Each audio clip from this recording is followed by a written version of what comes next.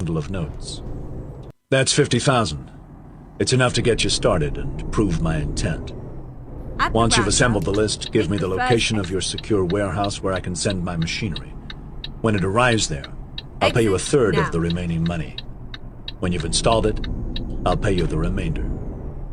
Rachel Lancia's poise faltered slightly. She gave her bodyguard a glance, and he picked up the notes. "It's good to do business with you, Hugh," she said. "I want daily updates on the state of play. You'll get them." Chief Investigator Paula Mayo left her Paris office 3 minutes after getting the call from Saba. It took her 18 minutes to get across town to the CST station. It was only an 8-minute wait on the platform for the next express. She arrived on Verlaine's within 40 minutes. 2 senior detectives, Don Maris and Maggie Litzy from the Tokat Metropolitan Police, were waiting for her when the taxi delivered her to their headquarters. Given the level of the request for cooperation from the Intersolar Serious Crimes Directorate, the 2 detectives had no trouble requisitioning a conference office and departmental array time. Their captain also made it clear to them that he expected them to provide genuine assistance to the chief investigator. "She'll file a report on our operational ability when this is over," he said. "And the directorate has political clout, so be nice and be useful." With Don Maris sitting restlessly beside her, Maggie Litzy used her e-butler to call up the chief investigator's file. Broad columns of translucent green text began to flow across the virtual vision generated by her retinal inserts. She skipped through the information quickly. Never mind. It was a refresher rather than a detailed appraisal.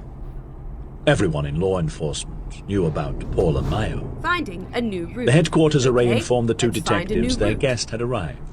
Maggie focused on the lift doors as they opened, banishing the ghostly ribbons of text. The conference office on the 8th floor of the Metropolitan Police Headquarters building had glass walls, as did every cubicle on the same floor. From her viewpoint, Maggie could see the whole layout. At first, nobody paid much attention to Paula Mayo as she walked down the main corridor, followed by 2 colleagues from the Serious Crimes Directorate. In a white blouse, prim office suit, and sensible black shoes, she fitted perfectly into the bustling, compartmentalized work environment. She was slightly short by today's standards, when 80% of the population had some kind of genetic modification. Not that she lacked physical stature. She obviously stuck determinedly to an exercise routine that kept her fitness level an order of magnitude above anything the Metropolitan Police required from their officers. Her thick raven hair had been brushed straight so that it hung well below her shoulder blades. The Human Structure Foundation on Huxley's Haven, that had so carefully developed her genome, had selected a mix of Filipino and European genes as a baseline, giving her a natural beauty that was utterly beguiling. A rejuvenation 5 years previously made it look as if she were now in her early 20s. Even though she knew she should never judge anyone by physical guides, Maggie Litzy had trouble taking the girls seriously as they shook hands. With her size and fresh looks, Paula Mayo could quite easily be mistaken for a teenager. The giveaway was her smile. She didn't seem to have one. The other 2 investigators from the directorate were introduced as Tarlo, a tall blonde Californian, and Renée Kempesa, a Latin American from Valdivia, who was halfway toward her 4th rejuvenation. The 5 of them sat around the table, and the walls opaqued. "Thank you for such a swift response," Paula said. "We're here because I have a tip-off that Adam Elvin has arrived on Verlaine's." "A tip-off from who?" Don asked. "A contact. Not the most reliable, but it certainly needs investigating." "A contact. That's it.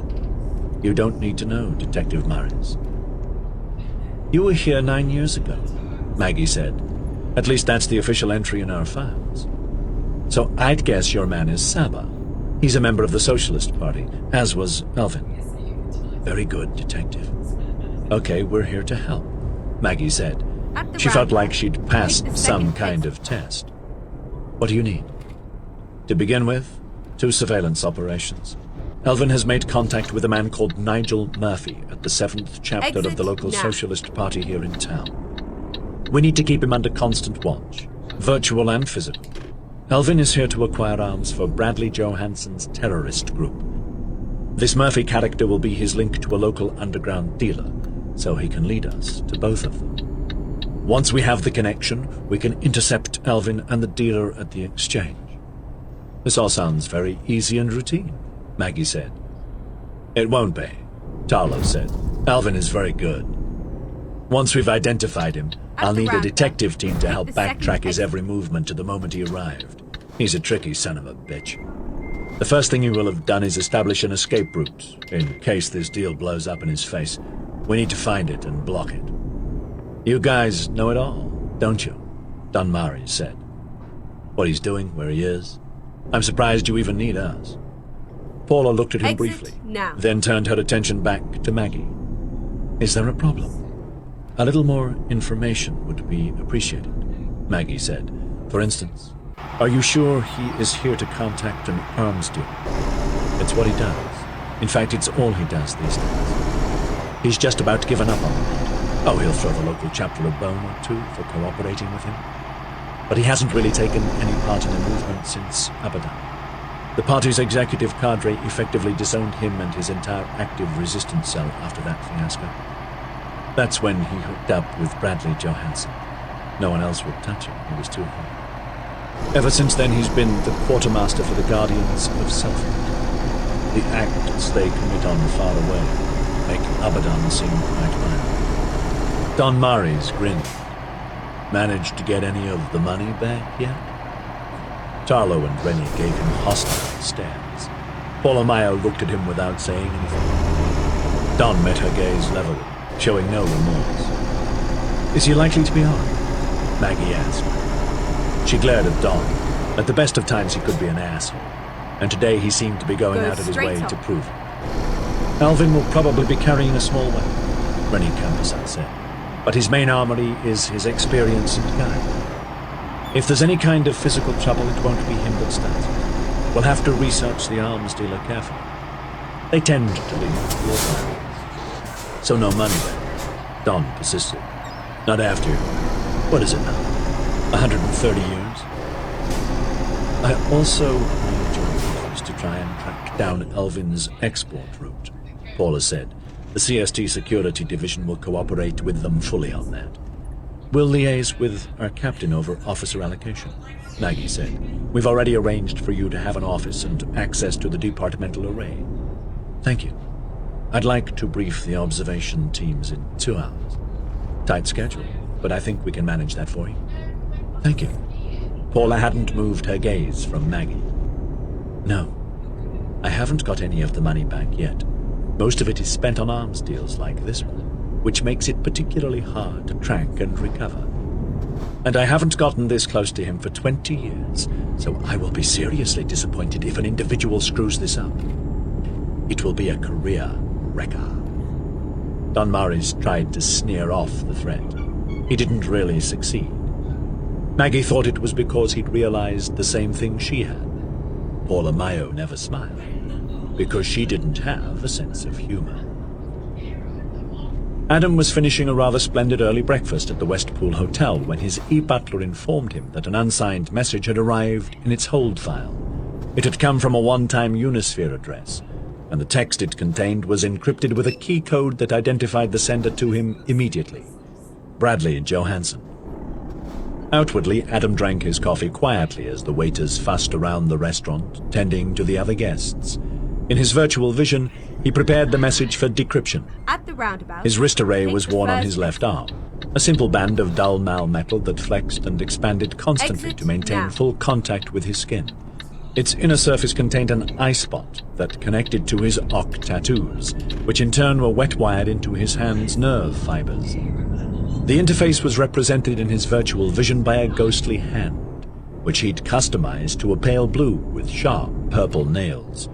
For every tiny motion he made with his flesh and blood hand, the virtual one made a scaled-up movement, allowing him to select and manipulate icons. The system was standard across the Commonwealth, giving everyone who could afford an Ock tattoo direct connection to the planetary cybersphere. He guessed that most of the business people having breakfast around him were quietly interfacing with their office arrays. They had that daydreaming look about them. He pulled the appropriate key out of its store in his wrist array, represented by a Rubik's Cube icon, which he had to twist until he'd arranged the surface squares into the correct pattern. The cube opened up, and he dropped the message icon inside. A single line of blank text slid across his virtual vision. Paula Mayo is on the lanes. Adam just managed to hold on to his coffee cup.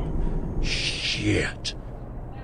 Several nearby guests glanced over to him. He twitched his lips in an apologetic smile. The array had already wiped the message. Now it was going through an elaborate junction override procedure in case it was ever examined by a forensics retrieval system. Adam never did know where Bradley got half of his information, but it had always been utterly reliable. He should abandon the mission right now. Except it had taken 18 months to plan and organize. Dummy companies had been established on a dozen worlds to handle the disguised machinery exports to far away, routing and rerouting them so that there would be no suspicion and no trail.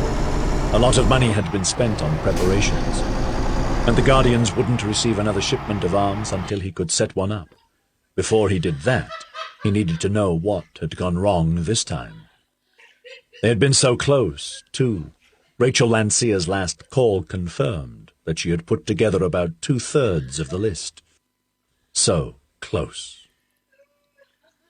Maggie Lidsey's car drove her into the headquarters building underground parking lot an hour before she was due on shift.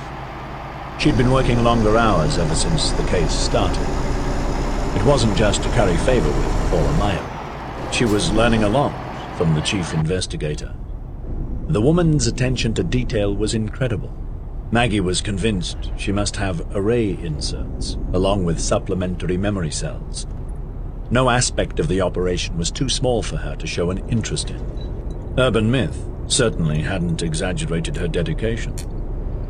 The elevator in the lobby scanned her to confirm her identity. Only then did it descend to the 5th basement level where the operations centers were situated. The Elvin team had been codenamed Roundup and assigned room 5A5. Maggie was scanned again before the metal slab door slid aside to admit her. The interior was gloomy, occupied by 3 rows of consoles with tall holographic portals curving around the operator. Each one was alive with a grid of images and data ribbons. Laser light spilled out from them in a pale iridescent haze. A quick glance at the ones closest to the door showed Maggie the familiar pictures of the buildings that Rachel Lancier used to run her car dealership from, along with shots from the team's 2 shadow cars, showing Adam Elvin's taxi as they followed him through Midtown. Maggie requested an update and quickly assimilated the overnight data. The one item that stood out was the encrypted message delivered to Elvin Z. Butler through the West Pool Hotel node. She saw Paula Mayo sitting at her desk at the far end of the room. The chief investigator seemed to get by on a maximum of 2 hours sleep per day. She'd had a cot moved into her office and never used it until an hour after both main targets had retired for the night, and she was always up an hour before the time they usually got out of bed. The night shift had standing orders to wake her if anything out of the ordinary happened. Maggie went over to ask about the message. It came from a one-time address in the Unisphere. Paula said the Directorate Software Forensics have traced its load point to a public node in Dampier's cybersphere. Tarlo is talking to the local police about running a check, but I'm not expecting miracles. You can track a one-time address? Maggie asked. She'd always thought that was impossible. To a limited degree, it doesn't help. The message was sent on a delay. Whoever loaded it was well clear. Can the message encryption be cracked? Maggie asked. Not really. The sender used folded geometry encryption. I logged a request with the ESI, but it said it doesn't have the resources available to decrypt it for me. You talked with the ESI? Maggie asked. That was impressive. The sentient intelligence didn't normally interface with individuals. Yes. There was nothing else forthcoming. Oh, Maggie said. Right. It was a short message. Paula said, which limits what it could contain. My guess is it was either a warning, a go authorization, or a stop. We haven't leaked, Maggie said. I'm sure of it. And they haven't spotted us either. I know. The origin alone seems to rule out a mistake by any of your officers. The Socialist Party does have a number of quality cyberheads. They might have noticed our scrutineer programs shadowing Murphy's e-butler. Paula Meyer rubbed a hand over her forehead, pressing hard enough to furrow up the skin. Possible, she conceded, although I have to take other factors into consideration. Yes? Maggie prompted. Classified. Sorry, Paula said. Even though she was tired, she wasn't about to confide her concerns to anybody. Although if Maggie was any kind of detective, she should be able to work it out. As Maris had said, 134 years without an arrest was an uncomfortably long time. In fact, it was impossible given the resources Paula had to deploy against Bradley Johansson. Somebody had been providing Johansson and his associates with a great deal of assistance down the decades. Few people knew what she was doing on a day-to-day basis, so logically it was someone outside the Directorate. Yet the executive administration had changed 17 times since she had been assigned command of the case. They couldn't all contain secret sympathizers of Johansson's cause. That just left her with the altogether murkier field of grand families and intersolar dynasties, the kind of power dealers who were always around. She'd done everything she could, of course. Set traps, run identification ambushes, deliberately leaked disinformation, established unofficial communications channels, built herself an extensive network amid the political classes, gained allies at the heart of the Commonwealth government. So far the results had been minimal. That didn't bother her so much. She had faith in her ability to work the case to its conclusion. What concerned her more than anything was the reason anyone, let alone someone with true wealth and power, would want to protect a terrorist like Johansson. Makes sense, Maggie said with a trace of reluctance. She knew there was a terrific story behind the chief investigator's silence. So what action do you want to take about the message? Nothing immediate, Paula said. We simply wait and see what Elvin does next. We can arrest all of them now. There are enough weapons stored at Landseer's dealership to begin on. No, I don't have a reason to arrest Elvin yet.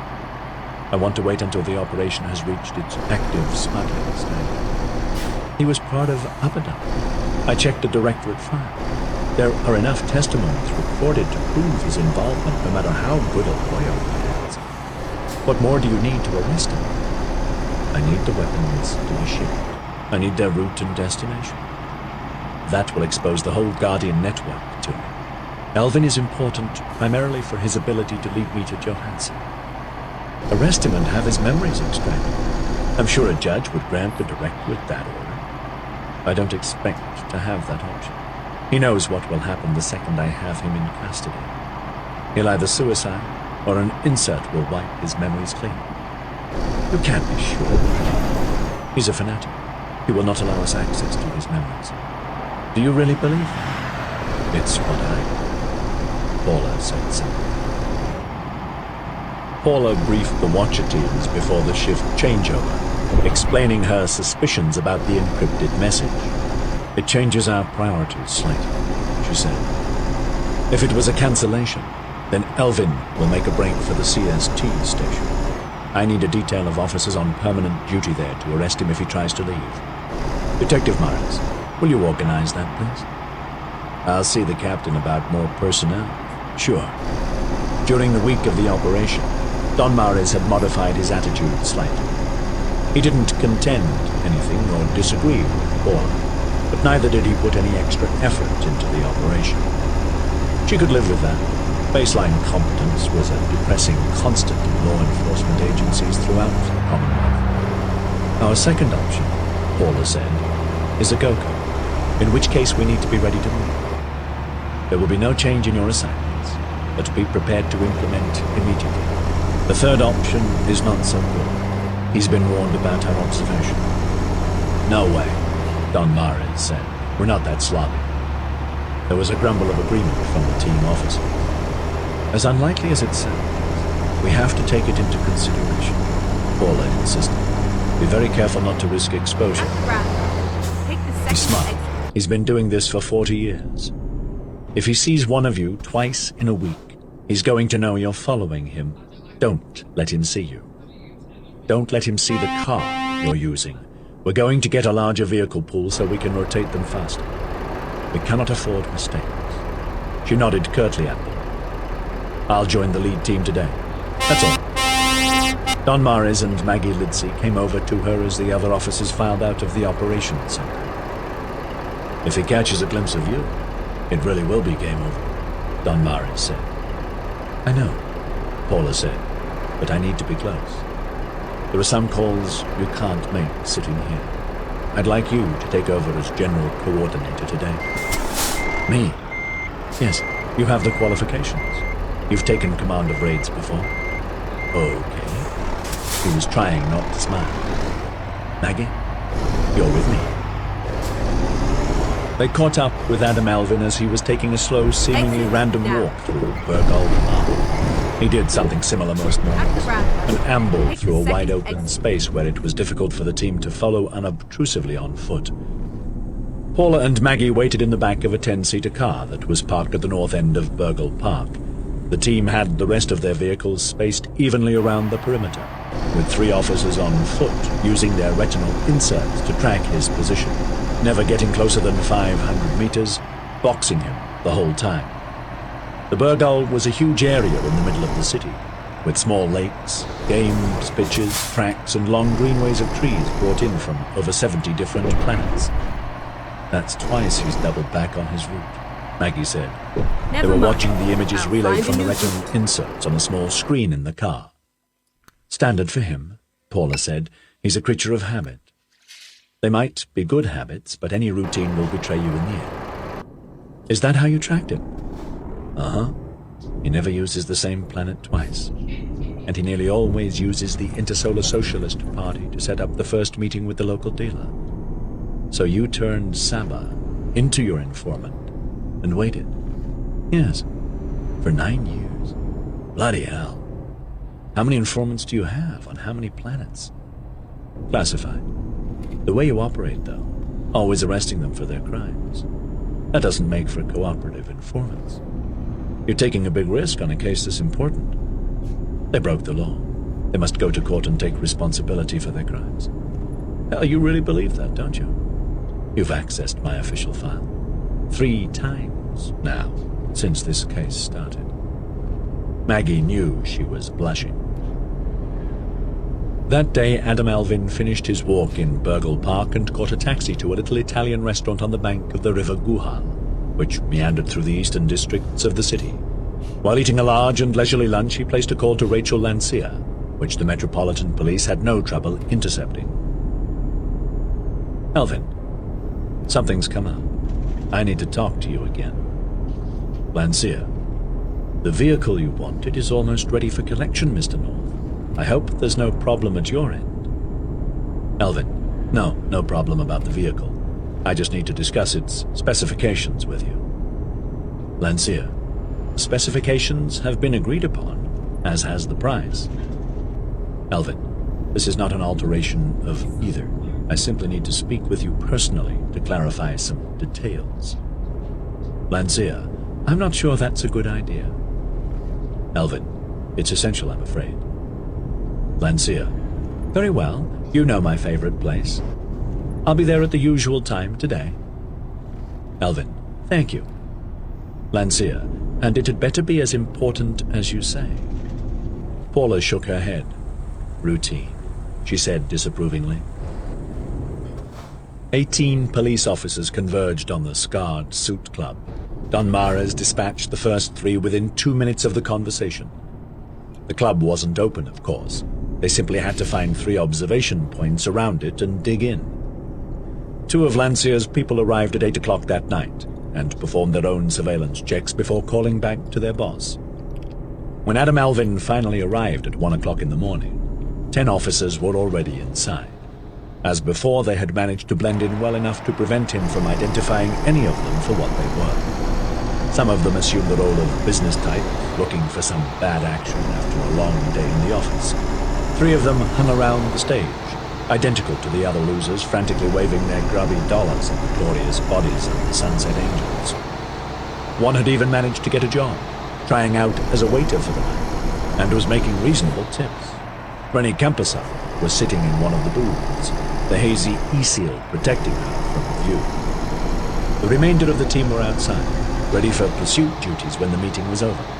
Paula, Maggie, and Tarlo were parked a street away in a battered old van, with the logo of a domestic service company on the side. The 2 screens they'd set up in the back showed images taken by the officers inside the club.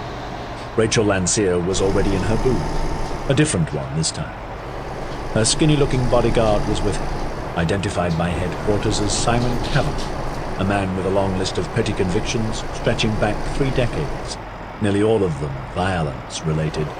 When he arrived, he'd swept the booth twice, scanning for any covert electronic or bioneural circuitry. The passive sensors carried by the officers nearby nearly went off the scale. He was using some very sophisticated equipment, as was to be expected from someone who worked for an arms dealer. Paula watched Lancia and Alvin tentatively shake hands. The arms dealer gave her buyer an inhospitable look, then the e-seal around the booth was switched on. Its screening was immediately reinforced by the units that Kavanagh activated.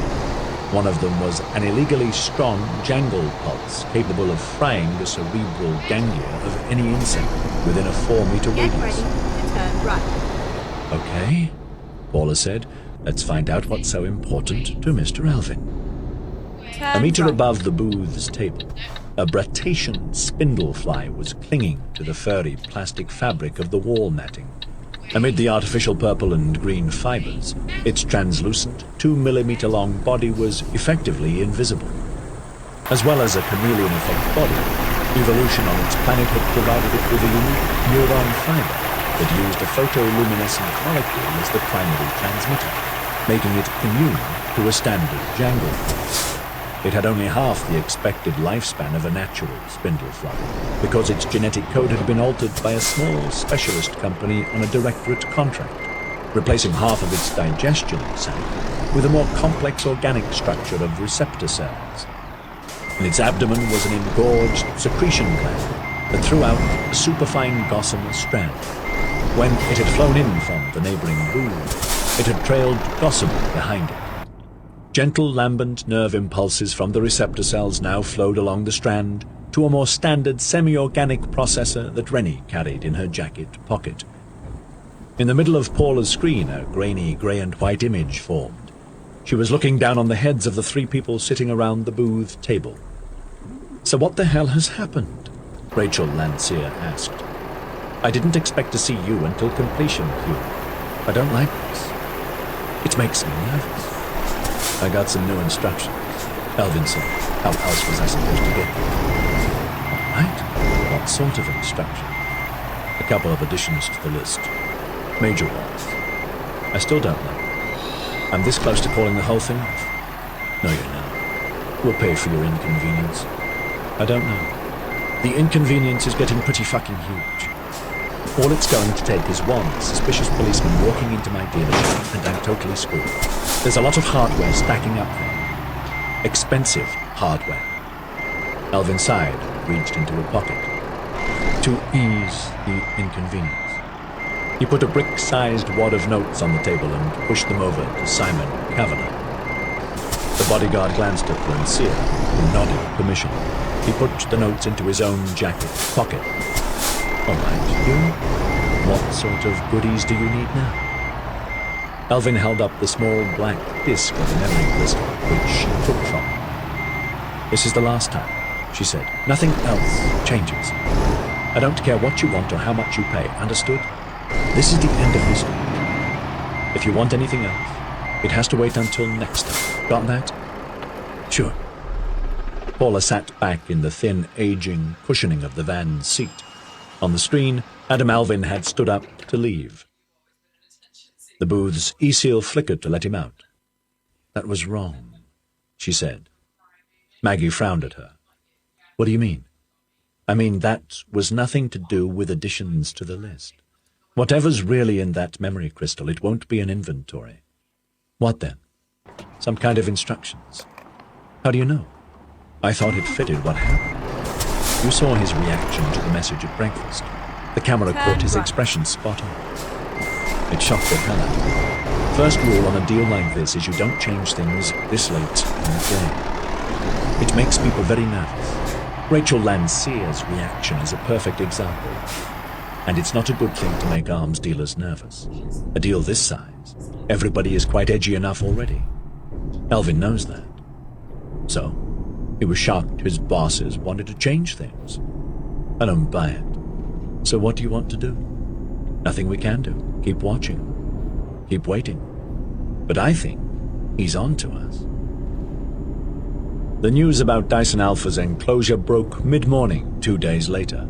It dominated all the news streams and current events shows. A surprisingly large number of Verlaine's citizens had opinions on the revelation and what should be done about it. Maggie kept half her attention on the pundits, both the serious and the mad, who appeared on the news streams while she was sitting around the underground operations center. Time and again, the shows kept repeating the moment when the star disappeared from view.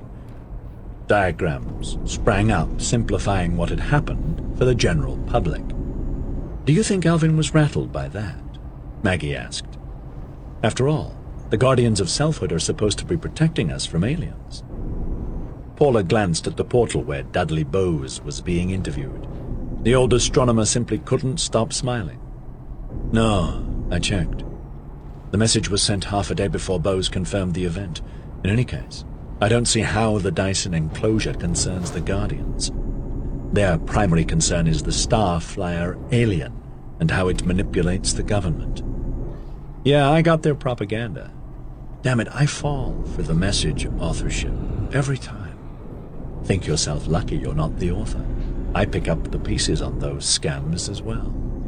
You know a lot about them, don't you? Just about everything you can without actually signing on. So how does someone like Adam Alvin wind up working for a terrorist faction?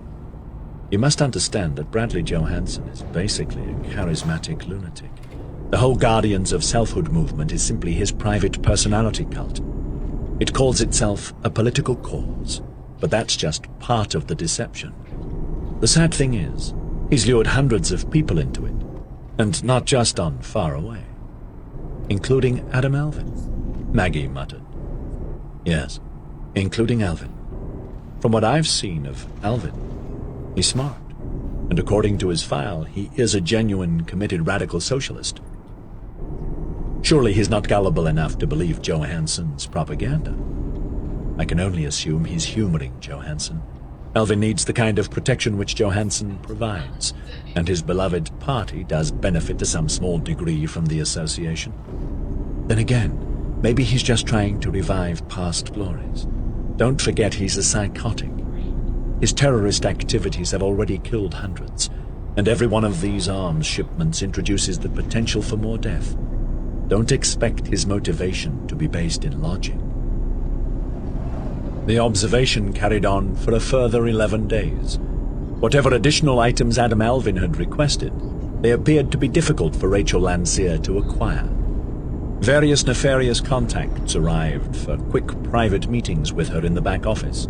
Despite their best attempts, the Tokat Metropolitan Police Technical Support Team was unable to place any kind of infiltration device inside. Lancier's office was too effectively screened. Not even the spindle flies could penetrate the combat-rated force field that surrounded it. Her warehouses, too, were well shielded, although the team had managed to confirm the two where the weapons were being held. Several modified insects had gotten through to take a quick look around before succumbing to either jangled pulse emitters or electron webs. Secondary observation teams followed the suppliers as they left, watching them assemble their cache of weapons and equipment before delivering it to the dealership. The whole underground network of Verlaine's iniquitous black market arms traders was carefully recorded and filed, ready for the bust that would end the whole operation. On the 11th day, the observers logged a call that Adam Alvin made to a warehouse in town, authorizing them to forward an assignment of agricultural machinery to Lancier's dealership. This is it, Tarlo declared. They're getting them ready for shipment. could be, Paula admitted. On the other side of the operations office, Mares just sighed, but she did ask for the arrest teams to be put on standby. Maggie was in one of the cars parked close to the dealership when the 8 trucks arrived, stacked high with crates of agricultural machinery. She relayed the pictures to the operations center. Wide gates in the fence surrounding the dealership compound were hurriedly opened to let them through.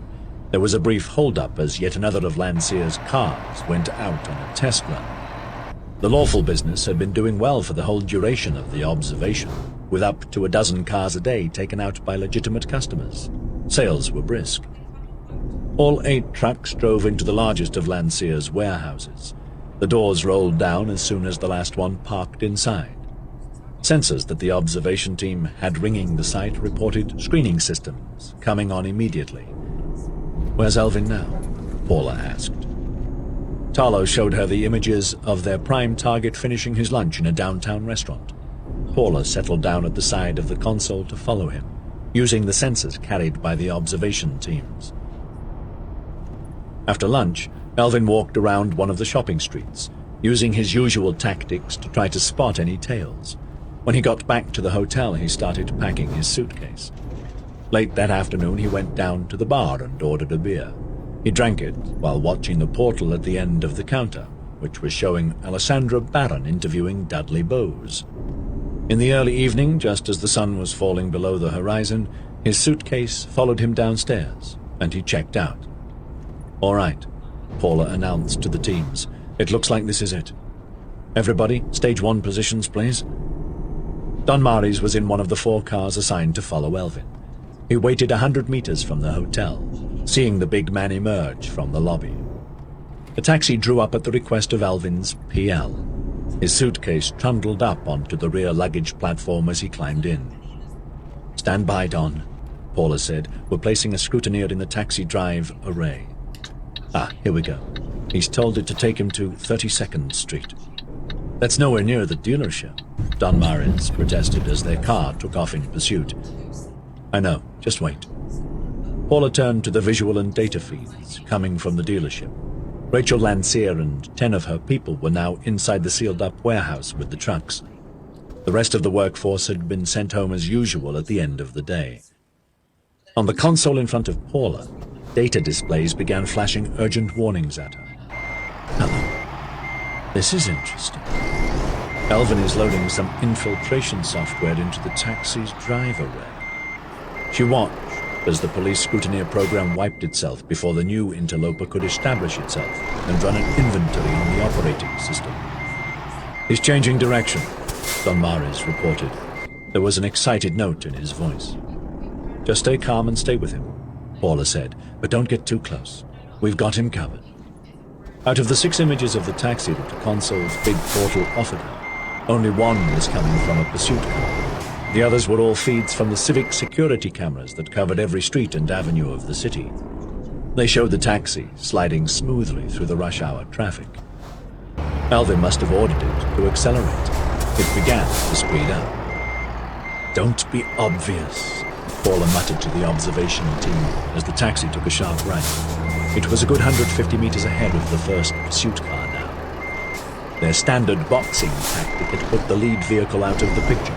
She watched the grid map with its bright dots, seeing how they rearranged themselves to surround the taxi. Elvin turned right again, then quickly left, taking off down a small alley. "Don't follow," she instructed. "It's only got one exit." Pursuit Car 3 hurried to reach the street where the alleyway finished. The taxi emerged smoothly and took a left. It was heading in the opposite direction to Car 3. They passed within a couple of meters. Don Mares' car resumed its tag position. The taxi began to speed up again. Screens along Paula's console showed the blurred lines of car lights on either side of it, stretching away through the tall buildings of the city center. The taxi turned onto 12th Street, one of the broadest in the city, with 6 lanes of traffic and all of them full. It began to switch lanes at random. Then it slowed.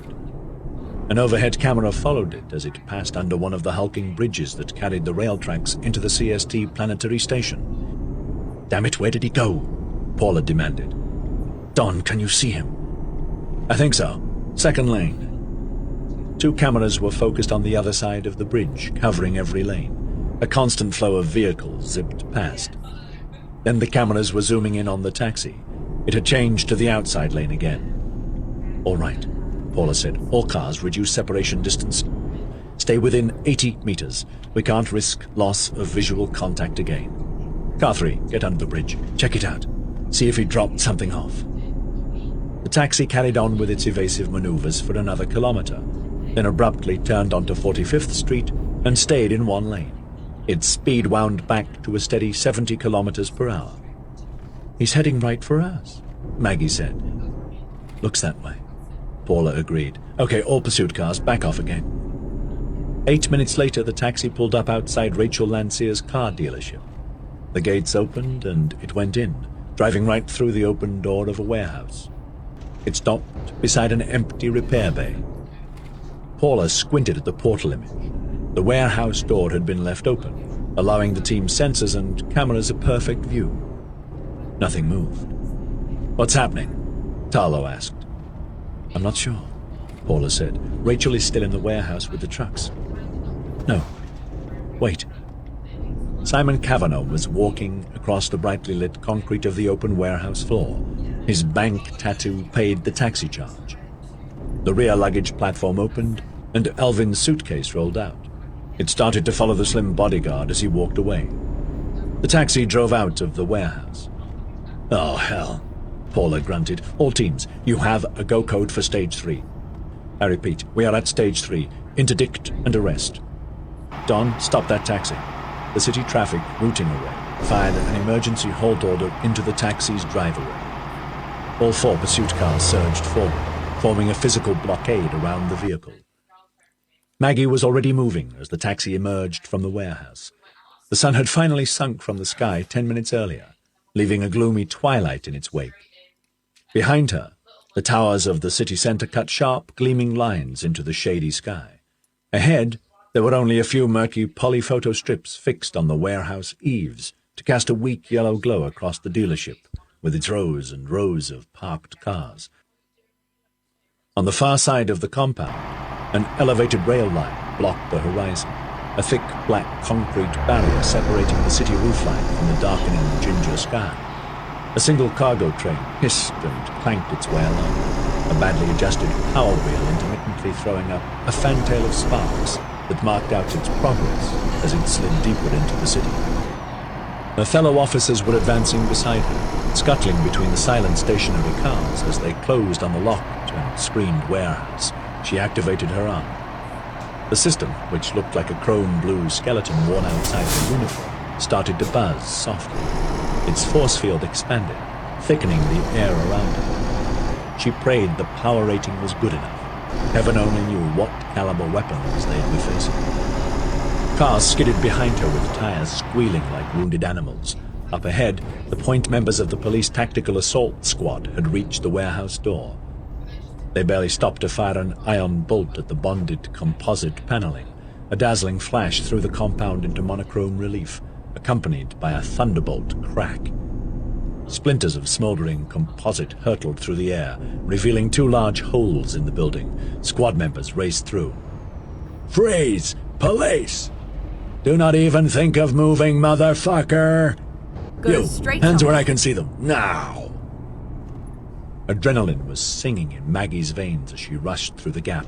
She cleared the little layer of smoke on the other side, her ion pistol held ready, retinal inserts on full resolution. Surprise at the scene before her almost made her stumble. Rachel Lancier was standing casually at the front of a truck. The 10 employees who had stayed behind were clustered around her. Heavy lift bots had removed several crates from the truck, stacking them neatly on the floor. A bottle and 10 glasses were standing on top of one, clearly waiting for a toast to be drunk. "Good evening, Detective," Rachel Lancier said as she saw Maggie's insignia. Her mocking grin At the was roundabout, pure evil. take the second. "I know I offer a good deal on my cars, but there's no need to rush. I have something to suit every bank tattoo." Maggie cursed under her breath and slowly engaged her pistol's safety catch. "We've been Exit had," now. she said. "Don?" Paula was asking. "Don, is he in the taxi? Report, Don. Nothing. Don Mares spat. It's fucking empty. He's not in it. God damn it! Paula shouted. This is a stitch-up, Maggie said. The bitch is laughing at us. I'm standing 5 meters away from her and she's still bloody laughing. We're not going to find anything here. Go straight So, up. Talo cried furiously.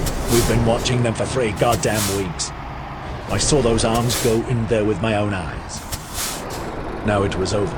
Now the hype had cooled. The adrenaline cold turkey kicked in. Maggie felt dreadfully weary. She looked directly into Rachel Lancier's triumphant, gleaming eyes. I'm telling you, we've been well fucked. The one make-or-break moment came when he rolled out of the still-moving taxi under the rail bridge. Adam hit the ground hard, yelling at the sharp pain slamming into his leg, shoulder, and ribs. Then he twisted again and surged to his feet. The second empty taxi was parked ready not 5 meters away. He dived in through the open door, and his Quentin Kelleher e-butler told it to take him directly to the A&A. The vehicle slid smoothly out into the busy traffic flow. As he looked around, he could see a car brake hard under the bridge. 2 people jumped out and began scanning around. He grinned as the distance built behind him. Not bad for a fat 75-year-old. Room 421 was just as he'd left it, and the scanning array gave him an all-clear. He limped in. The bruises were starting to hurt badly now. When he sat on the edge of the gel mattress and stripped off his clothes, he found a lot of grazed skin that was oozing blood. He applied some heel skin patches and flopped down to let the shakes run their course. Sometime later, he began to laugh. For 2 weeks, he never left the room. The dispenser mechanism delivered 3 meals a day. He drank a lot of fluid. His e-butler filtered the output of the local and intersolar news shows with a special search order for items concerning Dyson Alpha. He lay on the bed for 20 hours a day, feeding on cheap packet food and crappy Unisphere entertainment shows. Standard commercial cellular reprofiling kits cocooned his torso and limbs, slowly siphoning the fat out of him, adjusting the folds of skin to fit his new, slimmer figure, and ruining most of his Ock tattoos in the process. A pair of thick bands with a leathery texture were attached to each leg, on either side of his knees. They were the deep pervasion kits that extended slender tendrils through his flesh until they reached the bone. Slowly and quite painfully, they reduced the length of his femur and tibia by ½ centimeter each, altering his height to a measurement that was absent from any criminal database. The adjustments left him weak and irritable, as if he were recovering from a bout of flu. He consoled himself with the mission's success. It had cost them another $100,000, but Rachel Lancier had cooperated enthusiastically. Over the last 10 days of the mission, every car leaving the dealership compound had been carrying a part of the order. They'd been dropped off all over town at buildings he'd paid her to rent. Rachel's workers had parceled them up in the crates he'd shipped in months before. The entire list was on its way to far away via a multitude of circuitous routes. They'd arrive over the next few months. His only regret was not being able to see Paula Mayo's face as the extent of the deception became apparent. That would almost be worth the feel of restraints clasping his wrists. 17 days after the fateful night, Adam dressed himself in a loose-fitting sweatshirt and trousers and left the A&A. A 20-minute taxi ride took him to the CST planetary station. He wandered through the concourse without setting off any alarms. Content with that, he caught the express train to LA Galactic.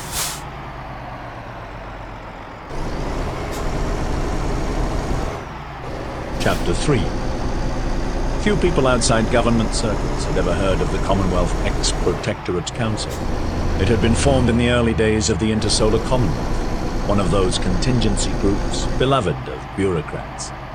Back then, people were still justifiably worried about encountering hostile aliens, as CST wormholes were continually opened on new planets farther and farther away from Earth. It was the Commonwealth Exo-Protectorate Council that had the task of reviewing each sentient alien species discovered by CST and evaluating the threat level it posed to human society.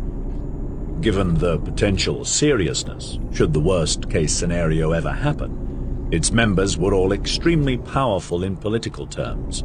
However, with the extremely rare probability that such an encounter would ever occur, the council members invariably delegated the duty to staff members. In this diluted form, the council continued to meet on a regular annual basis. Every year it solemnly confirmed the galactic status quo. Every year its delegates went off and had a decent lunch on expenses. As the Commonwealth was discovering, sentient aliens were a rare commodity, at least in this section of the galaxy. Now, though, the Dyson Alpha event had changed Go everything. straight on. Nigel Sheldon couldn't recall ever attending a council meeting before, although he supposed he must have when the Sylphan and the High Angel had been discovered. Such recollections weren't currently part of his memories. He'd obviously retired them to secure storage several rejuvenations ago.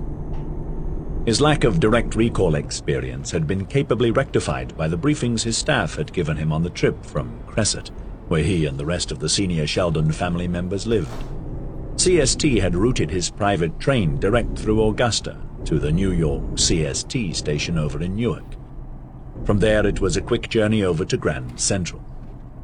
He always enjoyed Manhattan in the spring. The snow had gone, and the trees were starting to put out fresh leaves, a vibrant green that no artist ever quite managed to capture.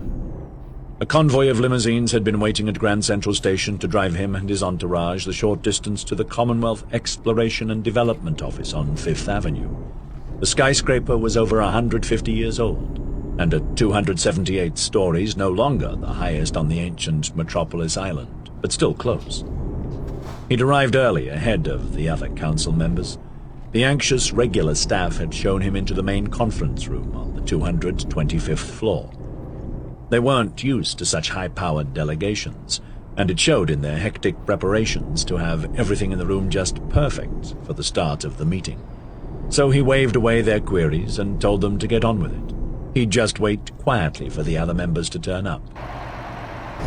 At which point his entourage closed smoothly, protectively around him.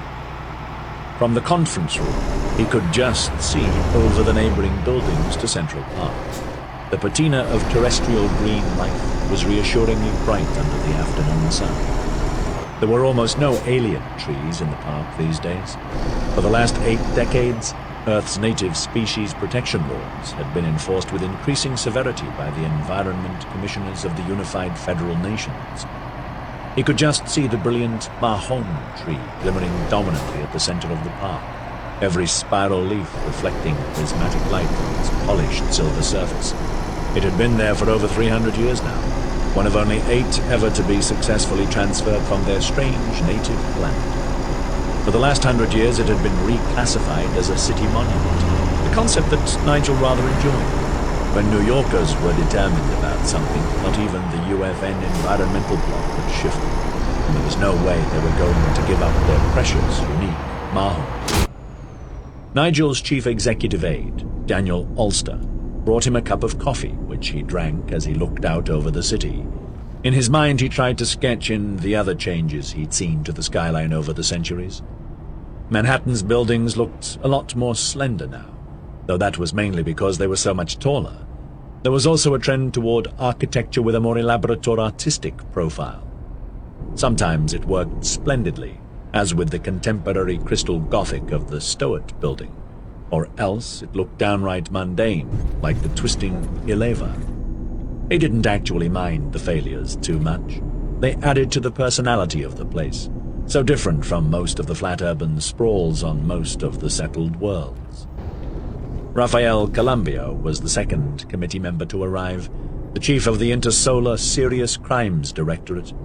Nigel knew him, of course, although the two had never met in the flesh. "Pleasure to meet you at last," Nigel said as they shook hands. "Your name keeps cropping up on reports from our security division." Raphael Columbia chuckled. "In a good context, I trust."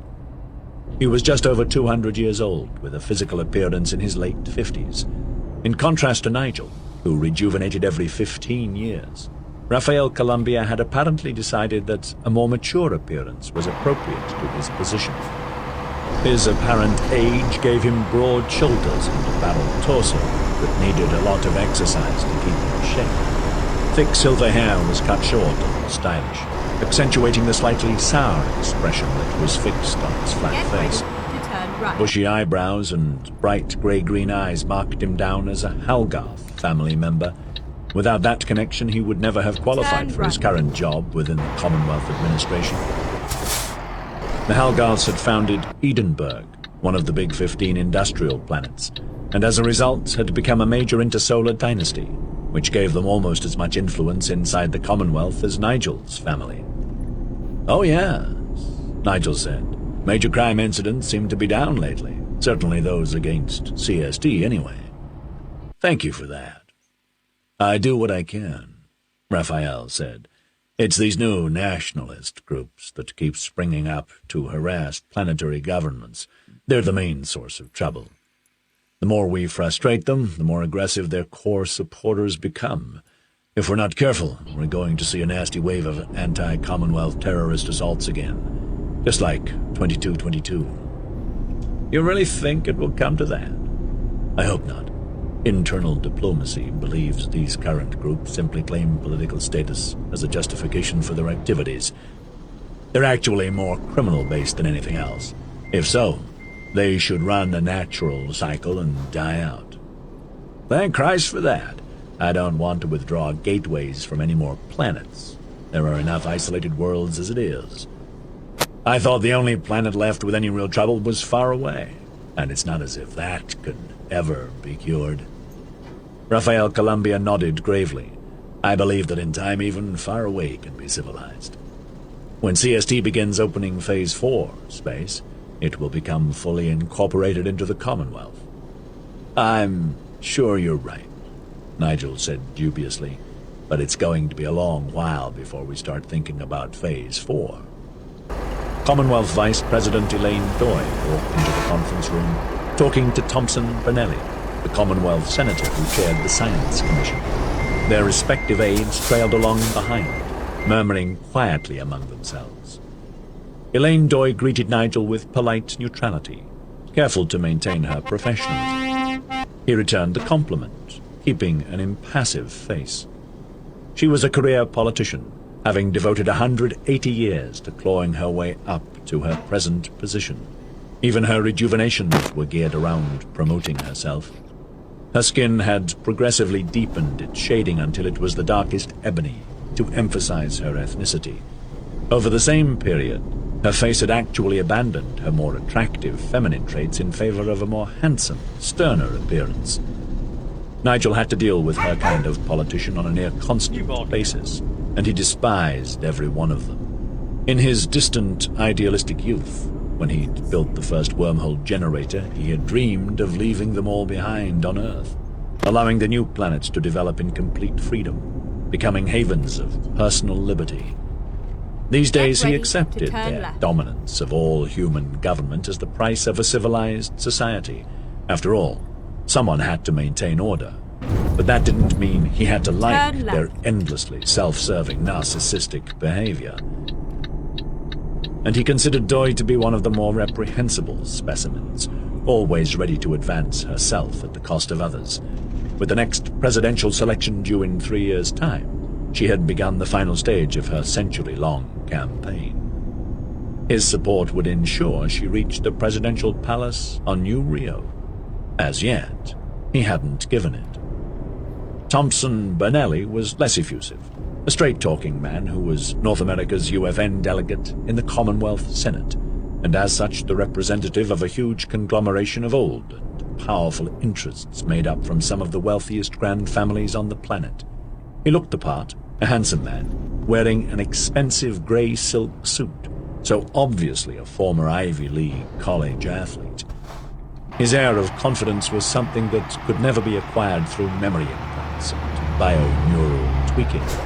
It was available only through breeding, and he was very definitely one of Earth's premier aristocracy. Nigel had hated that kind of rich kid arrogance while he was in college, as much as he did the politicians.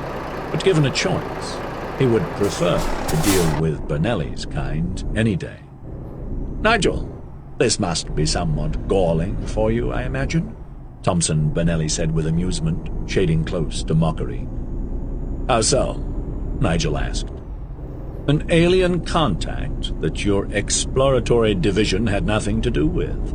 Some fifth-rate academic astronomer makes the most profound discovery in the last 200 years, and his only piece of equipment is an equally decrepit telescope that you could probably pick up for $1,000 in any junk shop.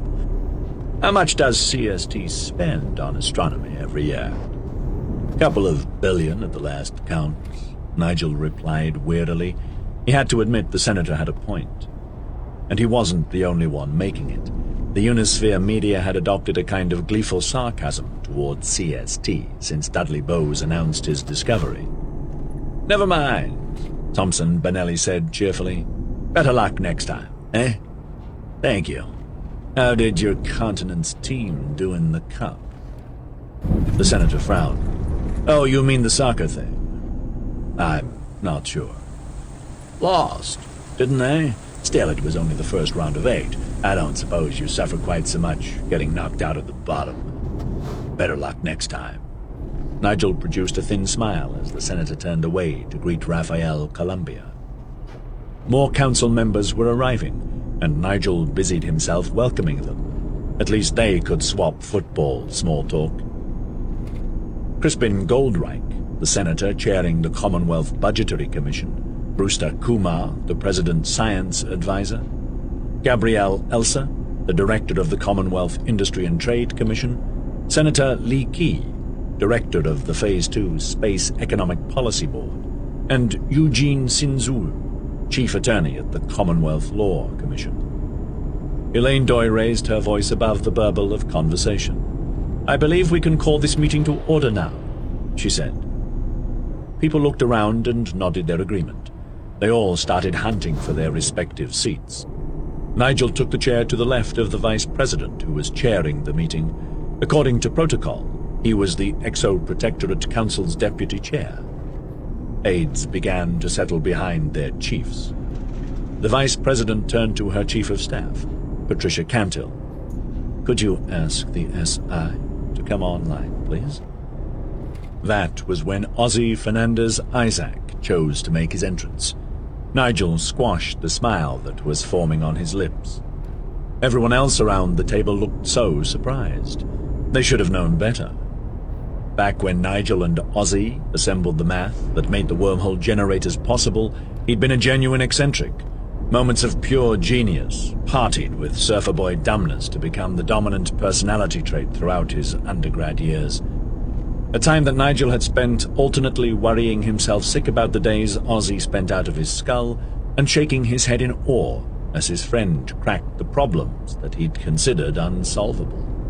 They made a great team, good enough to compress space in time for Nigel to step out on Mars to watch the NASA space plane landing. After that, taming the beast they'd created was always Nigel's job, transforming that temperamental prototype of high-energy physics equipment into the ultimate transport method, and in doing so fashioning the largest single corporation the human race had ever known. Management and finance and political influence were of no interest to Ozzy. He just wanted to get out there and see what wonders the galaxy held. It was the time spent in between his forays out amid the virgin stars that made him legend, the wild man of the Commonwealth, the ultimate alternative lifestyle guru. The stories ran the gamut. Girls, the new narcotic stimulants, chemical and bioneural that he pioneered. Ozzy World, the H-congruous planet he was supposed to live on all by himself in a palace the size of a city.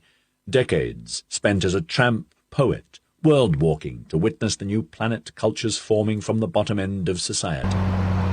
The hundreds of naturally conceived children, outre rejuvenations, so he could spend years in animal bodies, a lion, an eagle, a dolphin, a caribou, no bear.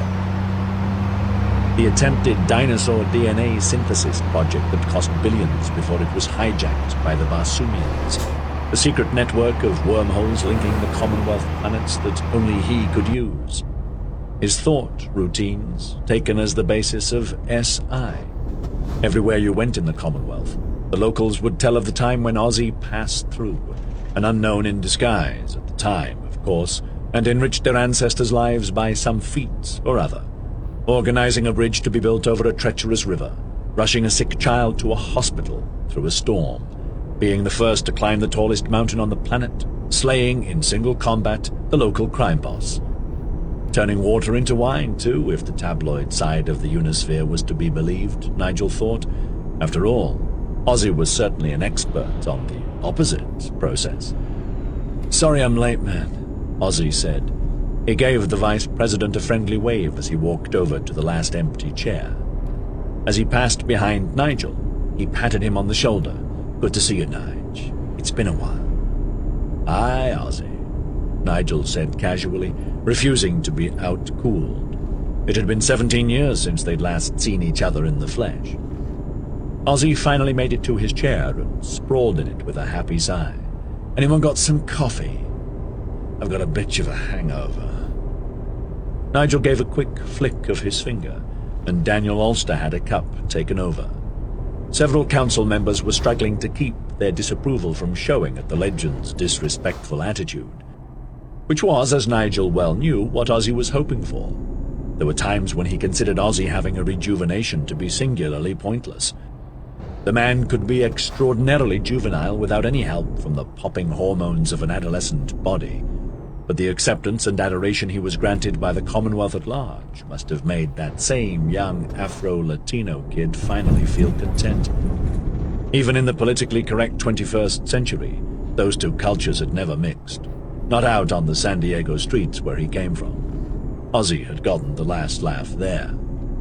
"Are you here in an official capacity, Mr. Isaac?" Crispin Goldreich asked, in a very upper-class English accent, which simply reeked of censure. "Sure, man. I'm the CST rep for this gig." In his casual lime Go green straight shirt on. and creased ochre climbing trousers, he looked hugely out of place around that table of master-class power brokers. It didn't help that he still had his big afro hairstyle. In over 3 centuries of arguing, pleading, and downright mockery, Nigel had never persuaded him to get it cut. It was the one human fashion that had never, ever come around again. But Ozzy lived in hope. "Don't look at me," Nigel said. "I'm the operations side of CST." Ozzy is the technical advisor to this council. Ozzy gave Crispin Goldreich a broad grin and winked. "Very well," Elaine Doy said, "if we could proceed." The large wall-mounted portal overlooking the table bubbled into life. Tangerine and turquoise lines scudded backward into a central vanishing point, looking like some antique screensaver pattern. "Good afternoon, ladies and gentlemen," the sentient intelligence said smoothly. Get ready to "We are turn happy left. to be in attendance at what will surely be an historic meeting." "Thank you," the vice president said. "All right, Brewster, if you would, please." Turn left. The presidential science advisor looked around the table. "There isn't actually much I can add to the Unisphere news reports, except to confirm that it's real. At our request, CST has opened an exploratory wormhole in interstellar space beyond Tenyatta and used its own instruments to confirm the envelopment event. Our equipment is considerably more sophisticated than the telescopes used by Dudley Bowes," Nigel said. He ignored the quiet snort from Thompson Benelli. "Even so, there is very little raw data available. The entire process takes about 2/3 of a second. We don't believe the barrier can be a physical shell. It must be some kind of force field. One which cuts off the visual spectrum?" Lee Key asked. "In scale alone, this technology is way beyond anything we have," Brewster Kumar said. "The damn thing is 30 AUs in diameter. I wouldn't even expect it to be anything similar to our molecular bonding shields, or even a quantum field." "Are there any realistic theories about what the barrier is?"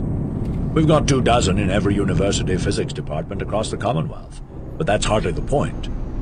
It's what it does which is interesting. It's an infrared emitter, which means it's preserving the solar system inside." "How's that?" Gabriel Elsa asked him. "Essentially, there is no buildup of energy inside the barrier. When the star's electromagnetic output hits the barrier, it passes through to be emitted as heat. If it didn't, if the barrier contained it, well, the effect would be like a pressure cooker in there.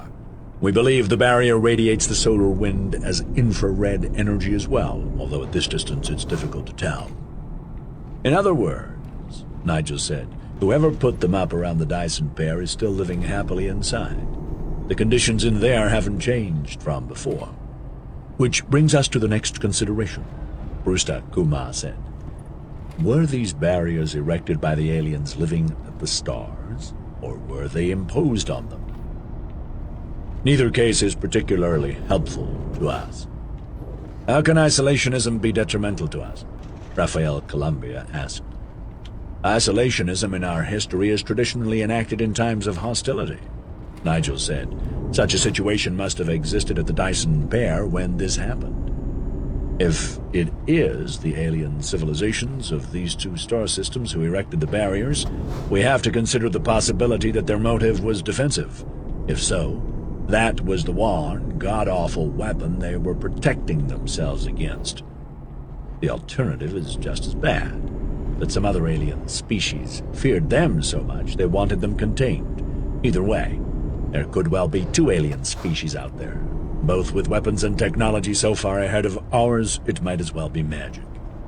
Thank you, Sir Arthur, Ozzy muttered. Nigel grinned at his old friend. He doubted anyone else in the room got the reference. They were all too young by at least a century.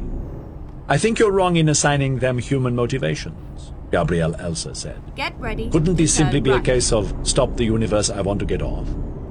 After all, the Sylphan are fairly insular. Turn right. Insular, Raphael Columbia exclaimed. They're so spread out we don't even know how many planets they're settled on. It is the purpose of this council meeting to take the worst-case scenario into account, the vice president said, and the hostile locale scenario is certainly plausible. Speaking of the Sylphan, Ozzy said, why don't we ask them what's going down there? We have, the vice president said. They say they don't really know. Hell, man, they say that about everything. Ask them if there's going to be daylight tomorrow and they'll scratch their asses and ask you what you mean by tomorrow. You can't just ask them a straight question like that. Goddamn loafing mystics. Okay, They've got to be let's chased find a down new and route. fooled into giving us an answer. Yes, thank you, Mr. Isaac. I am aware of that. We do have a great many Sylphan cultural experts, all of whom are pursuing this avenue as a matter of urgency. Hopefully they will coax a more coherent answer from the Sylphan. Until that happens, we are left on our own resources. Hence the need for this council meeting. Ozzy frowned furiously and snuggled down into his chair for a good sulk. I don't believe Never the barrier mind. could have been I'll find a new imposed route. on those stars by an external agency, Lee Key said. It's not logical. If you fear someone so much, and have the ability to imprison entire stars, then you would not make the Reroute. barrier permeable. You would use it as a pressure cooker, or do worse than that. No, for my money it was defensive. Something very nasty was heading toward the Dyson pair, and they slammed the gates shut in its face. In which case, where is it now? Thompson Benelli said. Exactly, Brewster Kumar said. It no longer exists, Never mind. Ozzy said, I'll find and a you new guys route. are all far too paranoid. Care to qualify that? Thompson Benelli said impassively. Come on, man. The Dyson pair are over 1,200 light-years away from Tanyata. This all happened when the fucking Roman Empire ruled the Earth. Astronomy is history. It was closer to Genghis Khan than the Romans, Brewster Kumar said, and no culture as powerful and advanced as the Dyson pair or their aggressor is going to fade away in a single millennia. We certainly won't, and we're nowhere near that technology level yet. You can't just bury your head in the sand over this and hope it all blew away all those years ago.